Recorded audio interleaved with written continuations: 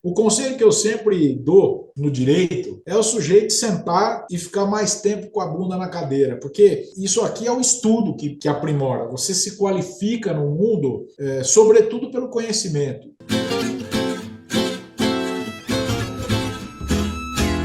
Olá, pessoal. Começa aqui o nosso Filó. Você sabe, a nossa roda de bate-papo, onde aqui a gente conversa, aprende, se diverte. Você já sabe também, mas caso você esteja assistindo o programa pela primeira vez, Filó representa justamente isso, né?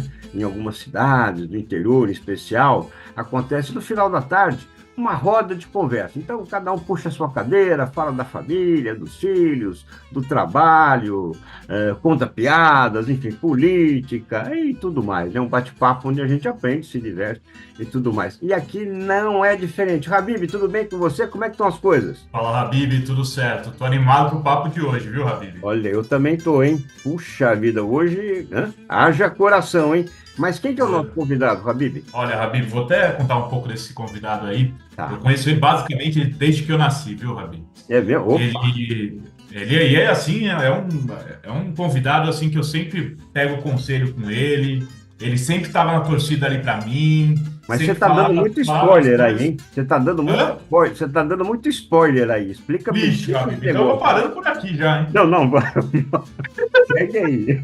Não, Habib, e esse convidado aí, ele sempre assim me apoiou nos momentos mais difíceis da vida, estava ali do lado para mim. Sempre que eu tinha alguma dúvida do que fazer, eu ia falar com ele. Um mentor, E né? até hoje eu acabo. É uma pessoa que eu tenho como espelho, assim. Sempre que eu vou pensar ou que eu vou tomar as minhas atitudes, eu vejo o que ele fez na vida dele, como que ele agiu. E sempre mostrou para mim que se você tá ali fazendo as coisas direitinho, sentando a bunda na cadeira, estudando, fazendo as coisas corretamente, e também quando você erra, você vai lá e assume o seu erro e está preparado ali para o que vai acontecer. Ele foi o que mais me inspirou desse jeito, assim, Habib. Eu aprendi a ser quem eu sou com ele. Que lindo. Olha, imagino que o coração deve estar a milhão aí, mas conta um pouquinho então um breve histórico sobre ele. Olha, Habib, eu vou contar o histórico assim. Ele veio lá de uma cidade de São José do Rio Preto. Ele vem de uma família lá, é primo nosso também. É primo? Mas assim, tem uma curiosidade, Habib, dele que eu esqueci de contar. Ele me fez sofrer muito na escola, viu, Habib? Porque você via lá, né? Sempre que alguém ia escrever o nome dos familiares, escrevia numa boa ali, Habib. Escrevia José, o nome do pai, o nome da mãe. Mas quando eu escrevia o nome do meu pai ali, Habib, eu escrevia bem pequenininho, eu já escrevia tudo errado. Porque o nome é bem complicado, Habib. E já soltei o spoiler aqui, hein, Habib? Já soltou, mas vamos lá. Agora aprofunda mais então. Fala um pouquinho da trajetória dele, rapidamente, porque depois ele vai contar a biografia. Ele se formou na USP, na São Francisco, em Direito. Ele advogou, daí depois virou juiz, chegou a desembargador, aposentou e agora é advogado de novo. Assim, tem muita reviravolta de mudar de carreira, né? Se for pensar, é tudo dentro do direito, né, Habib? Já Vai. adianto. Teve muitas reviravoltas aí.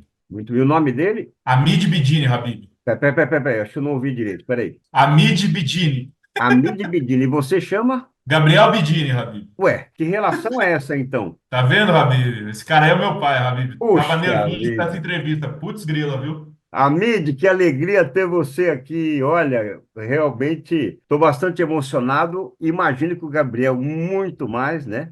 Até como ele, né, faltou fôlego para chegar até aqui, falar tudo isso, contar a tua história e principalmente, né, a importância que você tem na trajetória dele. E parabéns, porque realmente, né, a gente sabe dos valores que vem, sem dúvida alguma, né, da fonte, que é a casa, né? Seu, da Win, enfim, né? A gente sabe que realmente tem muito valor aí, muita criação, né? Com conceitos e tudo mais. Parabéns, e que alegria ter você aqui com a gente no Filó, Amide. Seja bem-vindo. Muito obrigado, Elias. A alegria é minha. Estou muito feliz de ter sido convidado aí, apesar do Gabriel ser meu filho e esse convite, então, é um convite suspeito. Eu estou muito feliz de participar. A gente torce muito e assiste e gosta muito do programa de vocês. Então, tenho uma satisfação aqui. Espero contribuir aqui um pouquinho nesse bate-papo aqui no Filó, como você disse. O Gabriel não deu tanto trabalho assim, não, viu, Elias? O Gabriel é um menino muito bacana. O menino sempre foi um menino muito bom, um filho muito bom. sempre lutou muito e é um cara forte, enfrenta as dificuldades aí de peito aberto. Tenho muito orgulho. Não tenha dúvida, é um menino brilhante, de grandes ideias, né? Realmente tá fora da caixinha. Realmente é um menino brilhante. Eu sou, enfim, sou um apaixonado por esse garoto aí, né? Por como ele é, pelo ser humano que ele é, enfim, pelo profissional que ele é, né? Sempre concentrado, focado e respeitando valores. Amiga, aqui a gente começa contando biografia. Então, conta um pouquinho da tua trajetória de vida. Eu sou de São José do Rio Preto, como o Gabriel disse, né?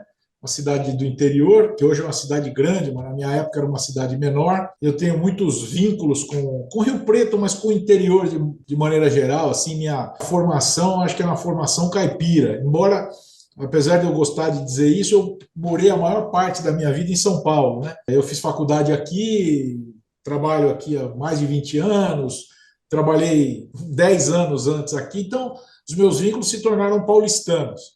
Mas eu sou de Rio Preto, minha origem é Rio Preto. Eu sou de uma família, minha mãe ficou viúva muito jovem, eu tenho um irmão que mora lá em Rio Preto até hoje, minha família toda está lá. Eu saí para estudar aqui em São Paulo em 1980, gostaria que fizesse menos tempo, mas é 1980. Eu vim fazer faculdade de Direito, fui trabalhar já no segundo ano com um advogado que você conhece, o conheceu, de quem eu gostava muito, que foi muito importante na minha formação profissional e na minha formação humanística, que é o Fued Temer, né? Trabalhei muito com ele até ser juiz. E eu gostei muito de advogar, sempre me lembro dessa primeira fase da minha vida profissional aí, com muito carinho, muita saudade, né? Vivi muito bem esse período. E aí resolvi casar com a mãe do Gabriel. Eu sou de uma época em que os casamentos começaram a acabar. Mas o meu durou irritantemente. Eu estou casado até hoje, né? Amém.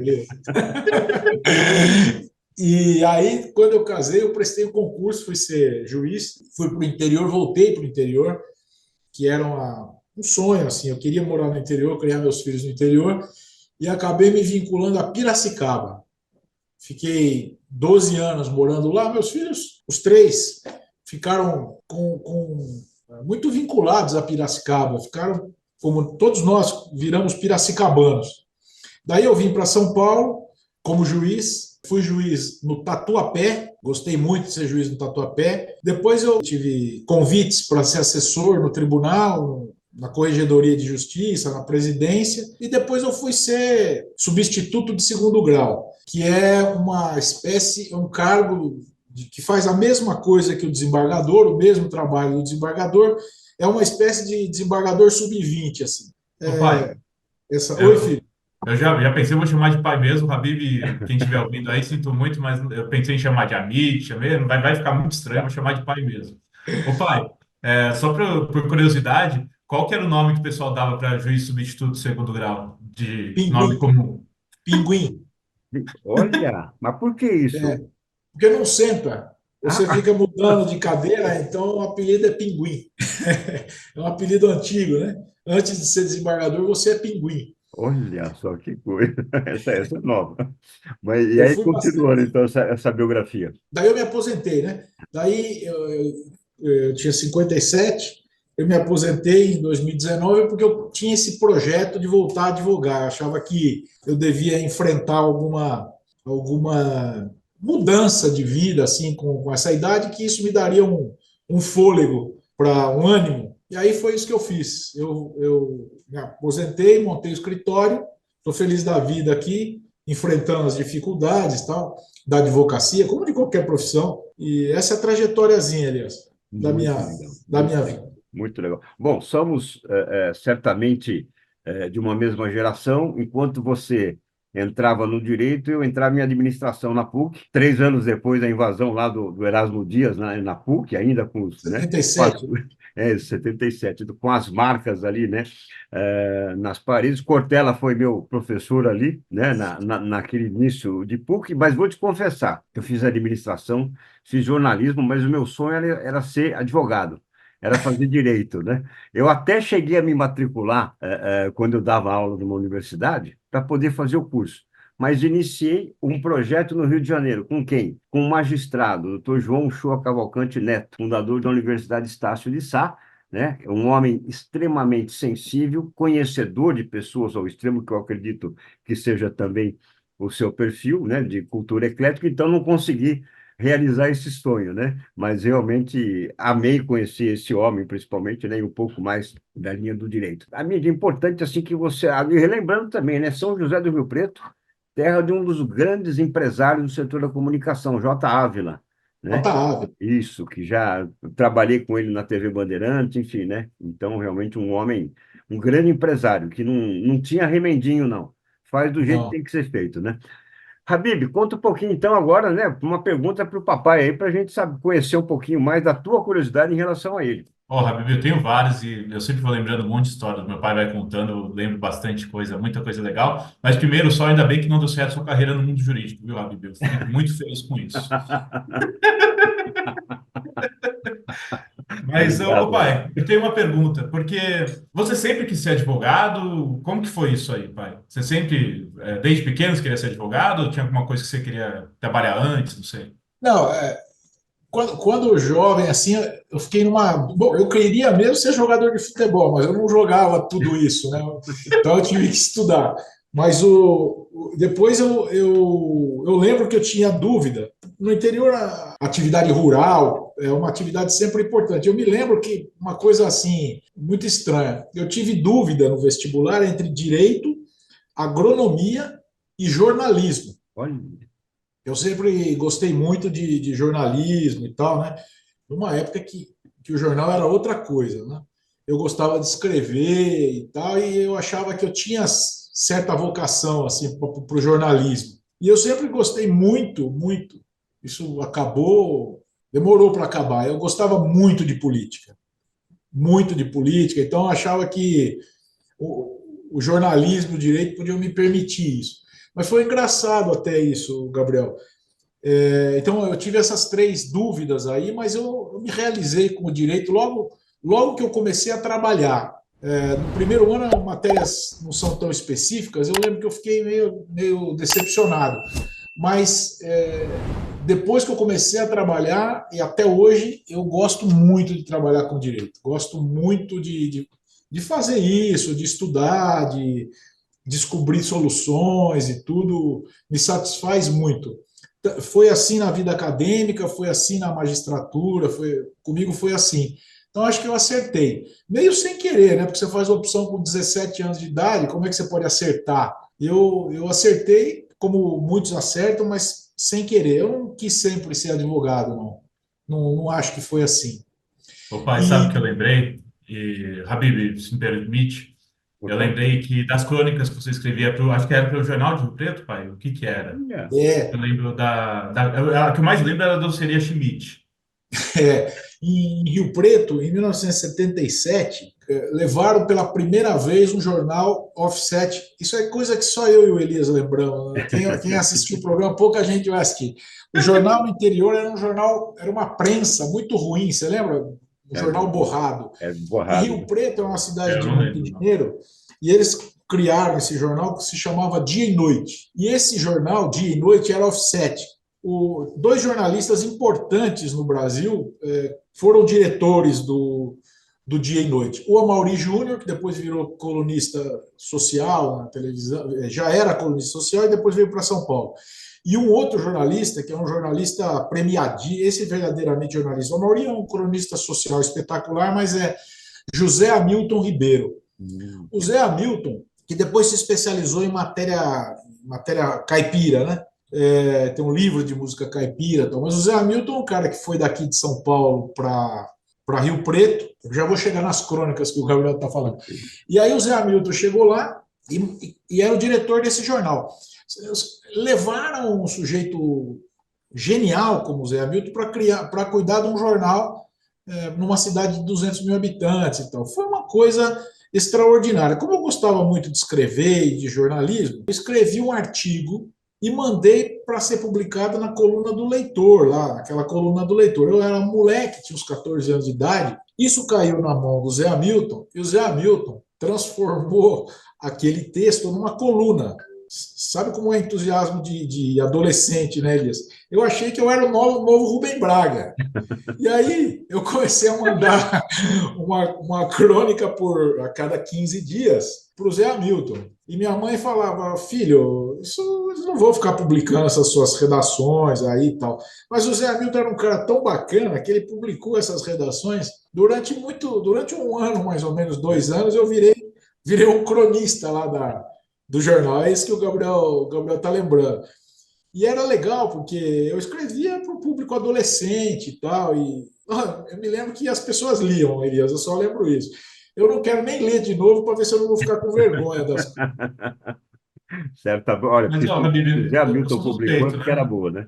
Mas é boa sim, viu, Habib? Eu lembro de ter lido, e Não, não era por também. causa do meu pai, era bem legal, assim, escrevia de uma maneira simples, contando algumas curiosidades, e para mim, tanto que eu lembro da doceria Schmidt, pai. A Mas, doceira enfim, de Schmidt, isso é uma coisa interessante. Rio Preto tem uma cidade perto lá que chama Schmidt. E essa senhora, dona Noêmia, ela fazia o melhor doce de fruta, Exatamente. Eu tive em maravilhoso. Pindorama e falaram muito, em função de um programa, É, falaram muito dessa cidade. e aí eu escrevi uma crônica sobre a doceira de Schmidt. É isso que o Ah, Gabriel está falando. Lotava, o pessoal ia para lá no sábado, então é isso, eu escrevi. E aí eu fui remunerado, ela me deu os 500 gramas de doce de melão, que era o doce que eu mais gostava. Mas não era suborno, né? Porque eu já tinha já escrito tinha a escrito. crônica. É o reconhecimento, o agradecimento. Era um Agora, reconhecimento. você tocou num ponto muito importante que eu também defendo muito, né? O jovem, 17 para 18 anos, tem que escolher aquilo que vai fazer para o resto da vida. Eu entrei em administração, depois fui fazer jornalismo, né? Mesmo depois de trabalhar 6 anos, né? No Grupo Votorantim, como executivo da área comercial, então eu falei, não é isso, tal.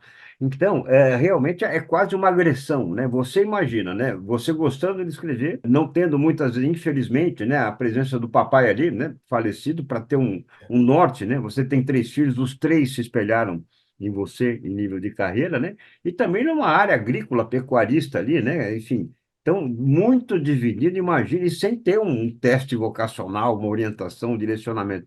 Então, realmente, esse ainda é um problema grave que o jovem tem, né, Amídio? Você sabe que hoje é até mais fácil, me parece ser mais fácil. Na verdade, não sei se é mais fácil, é diferente. Porque a meninada hoje tem muita opção, né?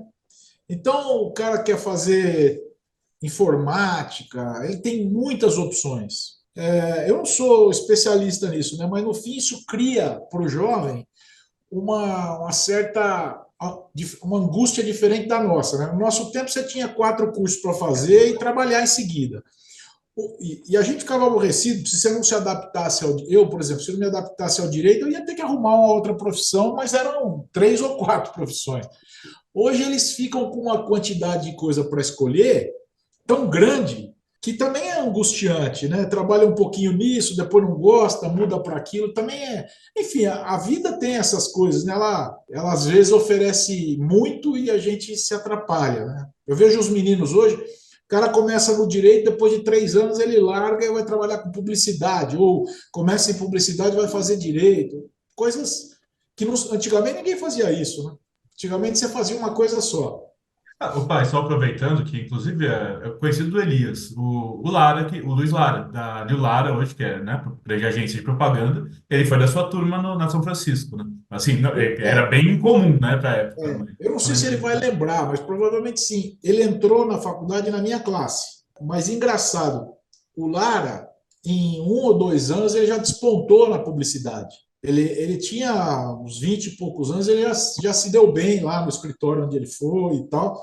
E aí, eu nem sei se ele terminou a faculdade de Direito. Eu acho que ele nem terminou a faculdade, porque a publicidade começou a absorver a vida dele. Olha que curioso, inclusive, Habib, o Luiz Lara é primo do Carlos Eduardo Gouveia, que nós já entrevistamos aqui, né? O programa já subiu, né? O Filó já subiu, e então você vê que curioso, realmente é uma das grandes mentes brilhantes aí da propaganda, né? É, Agora, a mídia é importante também, dentro do que você está trazendo, né? Você deu aulas, eu também dei aulas por muitos anos, e fui vendo, assim, cada vez mais preocupado, né, que eu estava observando em relação ao futuro. Grandes talentos, claro, surgiram e tudo mais, né? Mas pessoas realmente muito, talvez não soubessem bem o que estavam fazendo naquela universidade, cumprindo, levando assim, né, como um fardo pesado para se carregar, né, pelos 4, no caso do direito, né, 5 anos. Como é que você vem observando, né, esse olhar do professor em relação, né, à matéria-prima, entre aspas, que a gente está colocando no mercado? Eu acho que os jovens têm muita coisa boa para dar, né? Acho que o jovem, o aluno, continua com aquela sede do conhecimento, aquela dúvida e tudo mais. E eu acho que as coisas foram mudando, né? Hoje o aluno não é mais o aluno não precisa nem ir no nosso tempo, né? Não é o aluno de 10 anos atrás. O tipo de interesse é outro, o modo como você dá aula precisa ser adaptado. Eu me lembro que eu dei aula 13 anos no Mackenzie, na Faculdade de Direito. Quando eu comecei, a faculdade era uma disciplina muito rigorosa, os alunos, né? Depois chegou uma hora que o pessoal dizia assim: eu não deixo usar o celular e tal, só para exemplificar. Quando eu me desliguei da faculdade, era impossível você dizer para o aluno: não use o celular. E é claro, porque os jovens, eles fazem um monte de coisa ao mesmo tempo. Precisa de um estudo melhor do que o que eu tenho para dizer se fazer tanta coisa ao mesmo tempo é bom ou mal, né? Dirigido a mim não funciona bem. Mas eu acho que o aluno se adapta. Eu acho que a gente tem boa matéria-prima, assim. A gente tem boa matéria-prima. E talvez a gente tenha que pensar que a gente também não pode usar mal a matéria-prima, né, Elias? De verdade. Nós temos uma certa parcela de responsabilidade. Aí se a matéria-prima não for bem usada, né? E, Habib, eu estava lembrando aqui, né? Meu pai falou do Mackenzie lá. Meu pai foi várias vezes homenageado assim, pelos alunos. Isso era muito legal de acompanhar. E para mim sempre foi muito orgulho isso, né? Mas um fato curioso, Habib, meu pai fala disso do celular, e é verdade, né? A gente fica no celular o dia inteiro enquanto às vezes trabalha, tudo. Fica, é normal, principalmente acho que da minha geração. Eu não sei dizer se a gente aproveita mais, aproveita menos, nem é esse o ponto. Mas uma curiosidade, Habib, é que eu fui aluno do meu pai, Habib. Fui aluno do meu pai, eu lembro dos exemplos hoje. E é engraçado, porque meu pai, Habib, quando ele estava dando aula, isso é uma curiosidade para quem está vendo aqui, quem foi aluno dele, está ouvindo aqui, vai lembrar disso. O meu pai, ele entrava na sala e ele começava a falar. Ele andava pela sala e ia falando, falando, falando. Se você piscava ou ficava no celular, você perdeu o raciocínio, bicho. Aí você tinha que prestar atenção, você tinha que anotar. Assim, você não tinha, meu pai não obrigava ninguém a fazer isso. Mas para mim, pelo menos, eu ficava ali anotando desesperadamente, sentava na primeira fileira, e aí você ficava aquele silêncio na sala, e se alguém falava, vixe Maria.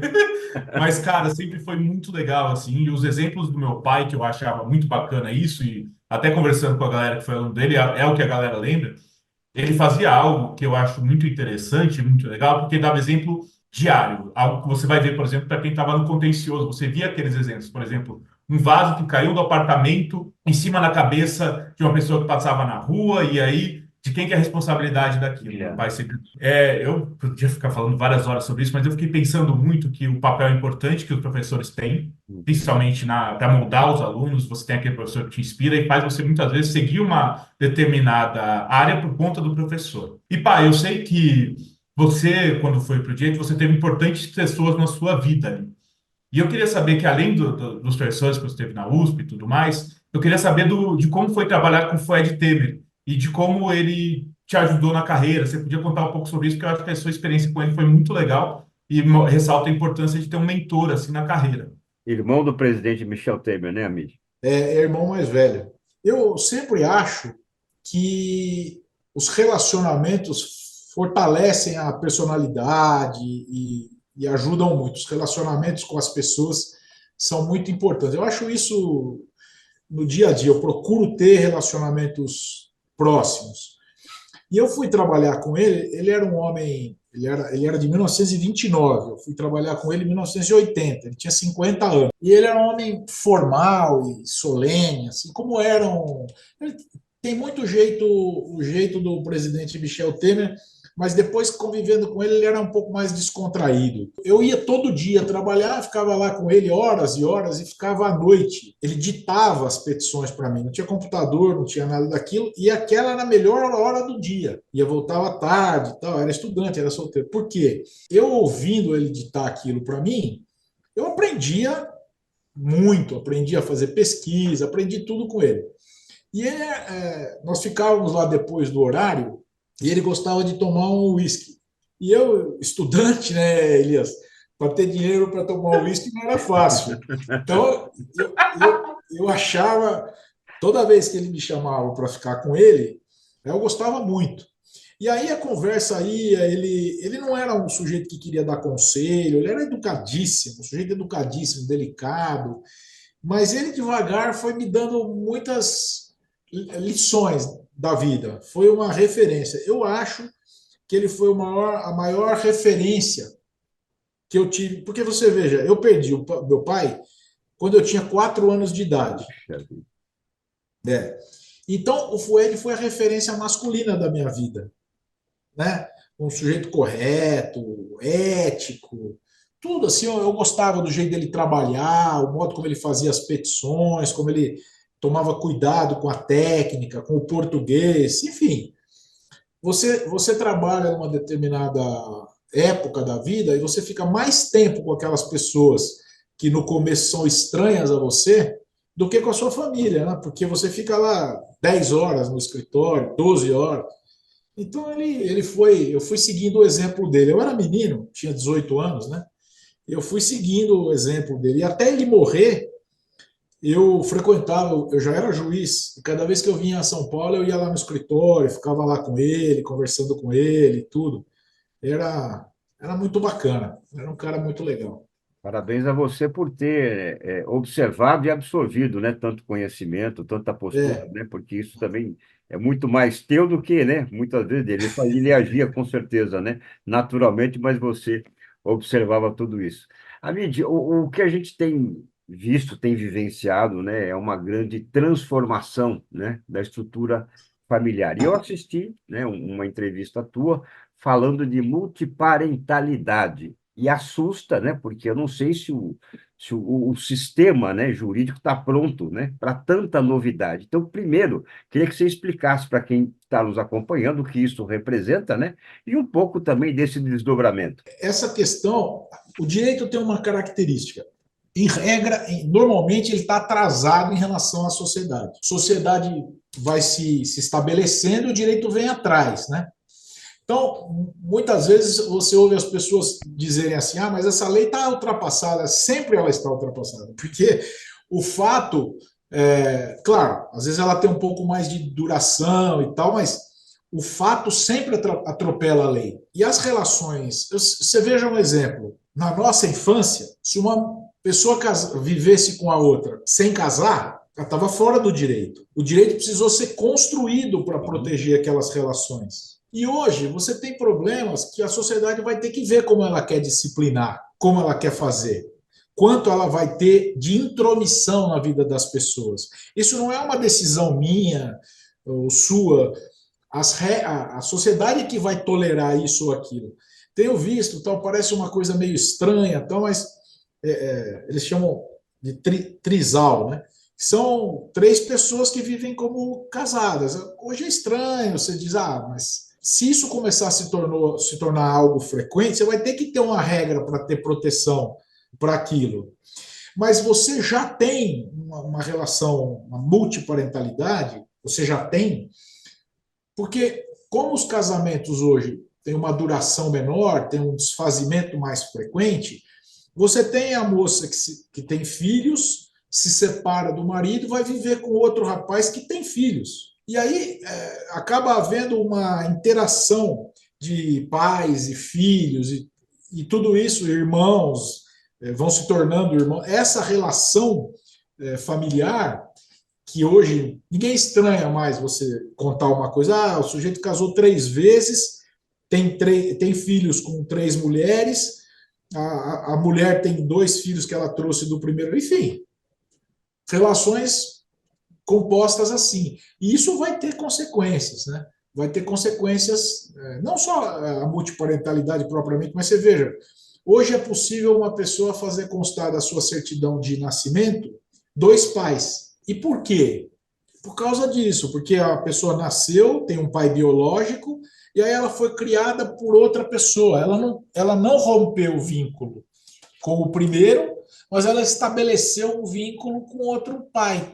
E aí ela quer o nome dos dois na certidão de nascimento. E o Supremo Tribunal Federal já disse que pode ter dois registros. Principalmente no direito de família, né? Você fica numa zona limítrofe entre o que a sociedade ou as pessoas querem e o que o Estado quer. Cada vez mais o que se percebe é que as pessoas têm relações mais livres, no sentido de o Estado se meter menos na vida delas. Então, a multiparentalidade é um pouco a expressão disso, né? Habib, você sabe que as aulas do meu pai eram exatamente assim. Eu lembro quando eu estava no último ano da FAAP, que eu estava fazendo o curso de comunicação, e estava no primeiro ano de direito. Então, eu comecei a ver as matérias básicas do direito.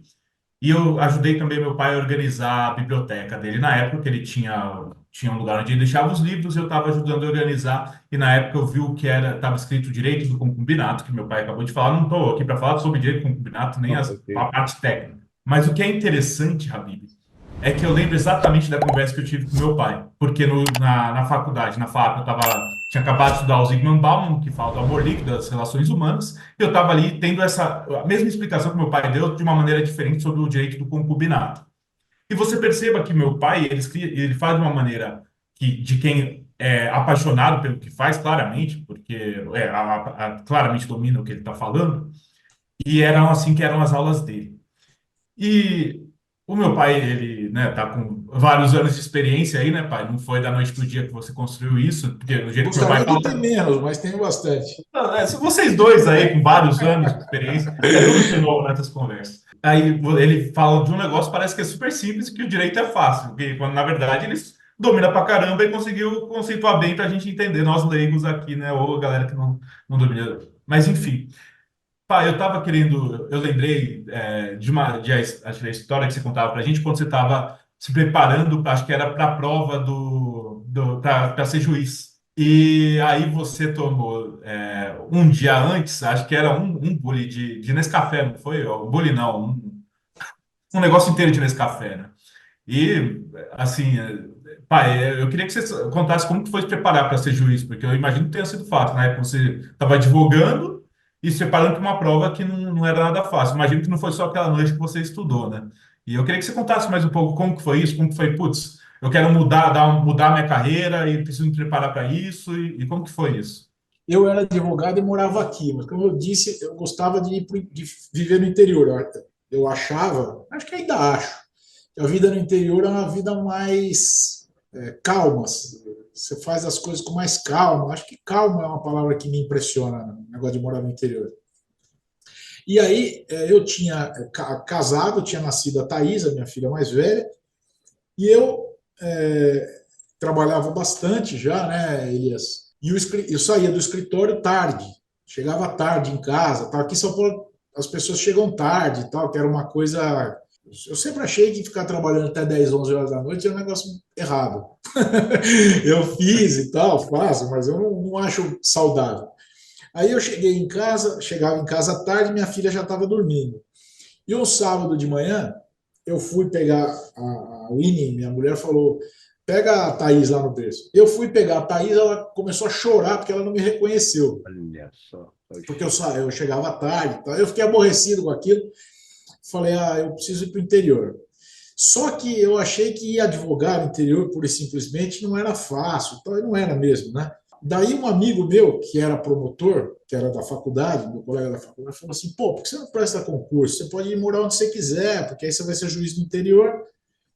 Daí eu resolvi prestar concurso. Daí eu comecei a chegar em casa umas 7, 7h30, ficava estudando mais 1 ou 2 horas. E de manhã acordava cedo e estudava, porque também não dava para parar só para estudar, porque tinha filho, tinha conta para pagar. Aí eu passei na primeira fase do concurso. Naquela época você fazia uma prova escrita e depois você fazia a prova oral. Na véspera da prova oral, é isso que o Gabriel. Até hoje eu tomo muito café. E aí o meu sogro, que se tornou um grande amigo, ele que me ensinou o tal do Nescafé, que todo mundo acha horrível, eu adoro. E aí eu tomava Nescafé. Na véspera da prova, acho que eu estava muito nervoso, eu fiquei estudando um pouco ali. Acabou o Nescafé de casa, eu comprei um vidro de Nescafé e tomei entre 3 ou 4 da tarde até 10 horas da noite o vidro inteiro de Nescafé. Isso. E no dia seguinte eu tinha que fazer a prova oral. Obviamente não consegui dormir, porque eu tomei um vidro de Nescafé. Eu acho que é. E até hoje a gente brinca em casa. Eu passei a noite em claro, cheguei lá cansado e fiz a prova à base de Nescafé. Então eu devo minha aprovação ao Nescafé. Nunca tinha pensado nisso. Nesse Importante. café patrocina nós, hein, Roberto? Vamos buscar ele, sim, com certeza. E olha, entre tanto legado que você está transmitindo aqui, fica mais um, né? Na hora de redirecionar, né, a carreira, priorizando a família, né?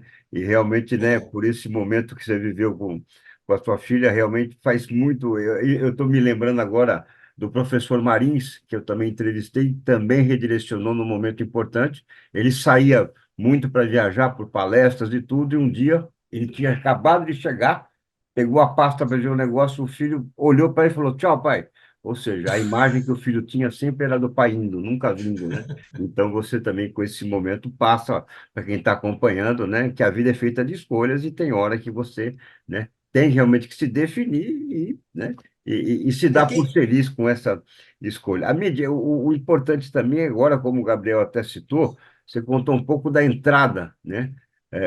Na magistratura. Agora tem o ponto de lá, né, que é a saída. Então traz um é, pouquinho, né, dessa virada de chave. eu adorei, eu gostei muito de ser juiz. Tenho muito orgulho de ser juiz. Eu acho que o juiz pode fazer coisas ótimas para as pessoas. O juiz, eu sempre fui um juiz do direito civil. Ele pode resolver os problemas cotidianos das pessoas. Ele erra, ele acerta, tal, mas ele resolve os problemas. Porque o juiz é um pacificador de conflitos, né? E esse papel é um papel muito, muito bacana. Quando as pessoas olham, eu estou pensando nos bons juízes que eu conheci, nos juízes que eu gostei e tal, de ver trabalhar, e eu achava essa função extraordinária. Tive muito orgulho disso. Mas chegou uma hora que eu achei que devia resolver o seguinte: ou eu vou até os 75 anos, que é quando o juiz se aposenta pela compulsória, ou eu saio a tempo de fazer outra coisa da minha vida. Porque você sabe, e acho que você, pelo seu comportamento, você concorda. Você aposentar e botar o pijama e ir para casa não funciona na vida para quem trabalhou a vida inteira, né? E eu também não tenho grandes hobbies, não aprendi a fazer outra coisa, um erro, né? Não aprendi a fazer outra coisa além de trabalhar, né? Aí eu resolvi fazer essa virada. Como eu não tinha hobby, porque se eu tivesse algum hobby, talvez eu tivesse pensado em me aposentar para fazer outra coisa. Eu acho bacana, né? Acho muito bacana fazer outras coisas. E aí eu resolvi aposentar. Daí eu fiquei me programando para me aposentar. Fiquei 2 anos decidindo se eu ia me aposentar e o que eu ia fazer. Eu cheguei à conclusão que eu devia advogar. Primeiro, porque eu tinha gostado muito de advogar. Segundo, porque eu tinha a experiência de trabalhar com direito que podia me ajudar bastante, podia me fortalecer a profissão. Terceiro, porque como eu estaria fazendo o que eu gosto, a possibilidade de eu me dar bem era maior. Daí eu resolvi. E aí eu pensei o seguinte: ó, se eu for me aposentar, eu me aposento no primeiro dia que eu puder me aposentar, para dar tempo de tocar a vida. E foi assim. Não foi no mesmo dia, mas eu completei o meu tempo em agosto, em novembro eu me aposentei. E foi, graças a Deus, foi muito bem. Meu filho já advogava, o Amid, que você, não sei se eu acho que você não conhece, né? O Não, não. irmão mais velho que o Gabriel, ele já advogava, já tinha o escritório dele montado, já ia bem. E aí ele me falou: pai, vamos trabalhar juntos, nós vamos trabalhar juntos, estamos trabalhando juntos, Que emoção, hein? nos, nos demos muito bem, está sendo uma experiência muito boa para mim.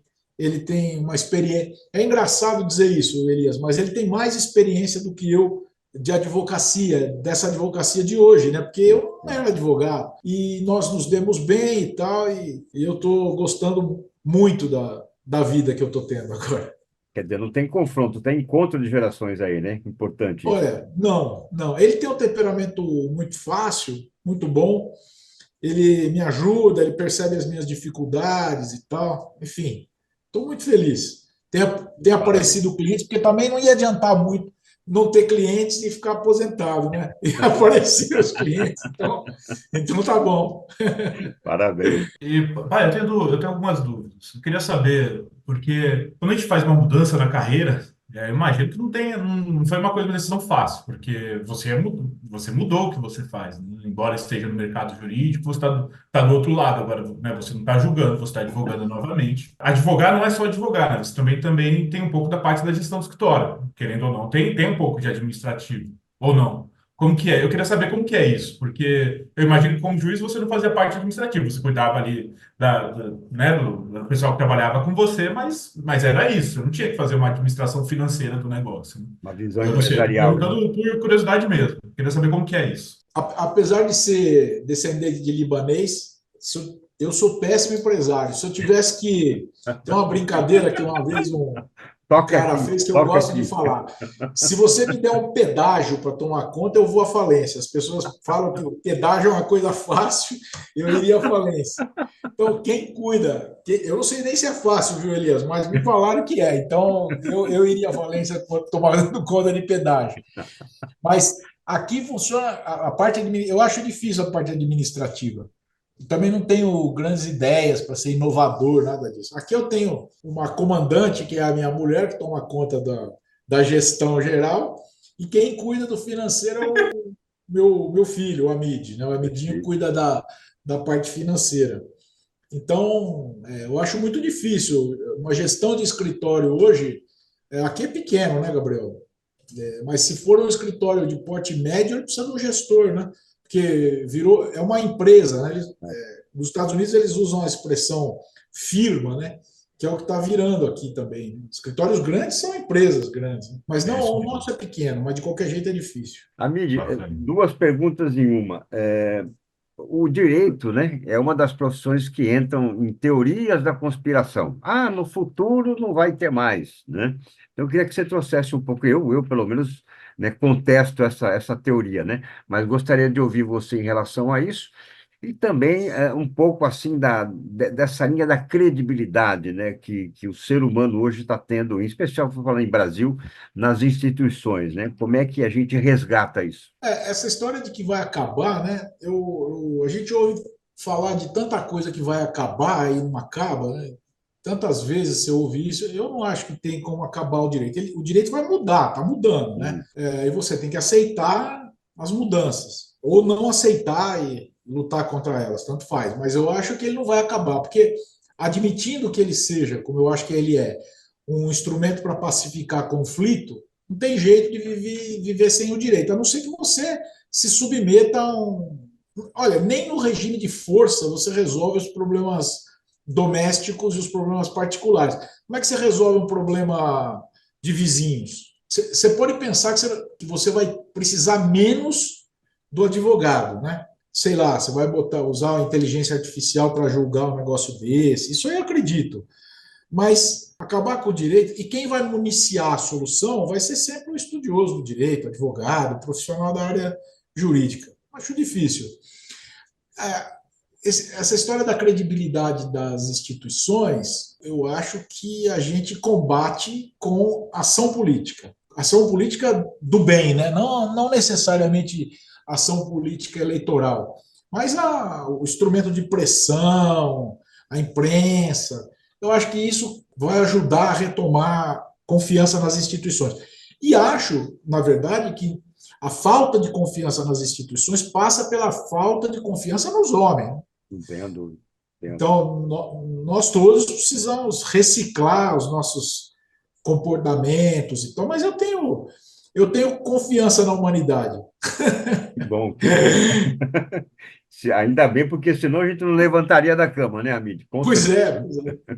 Concordo, pessoal. E, pá, eu queria saber o seguinte: para mim, eu sempre busquei conselho com você a minha vida inteira, mas eu queria saber se você tem algum conselho para quem está pensando em seguir o caminho na advocacia ou no próprio mercado jurídico, seguir a carreira na magistratura. O conselho que eu sempre dou no direito, cada um avalia se ele ainda serve para atualmente, é o sujeito sentar, como você falou, e ficar mais tempo com a bunda na cadeira, porque isso aqui é o estudo que aprimora. Você se qualifica no mundo, sobretudo pelo conhecimento. E isso no mundo jurídico. E isso agora eu tenho muito contato com os jovens que estão na advocacia e tal. e o que me impressiona é quando eu encontro um jovem que conhece direito, que estuda direito, que está aprendendo direito, e esse sujeito está sempre bem colocado. Esse cara está sempre bem colocado. Então, ainda acho que esse conselho pode ter algum valor aí. Ser bom, ser bom. E sempre achar que não é bom o suficiente, porque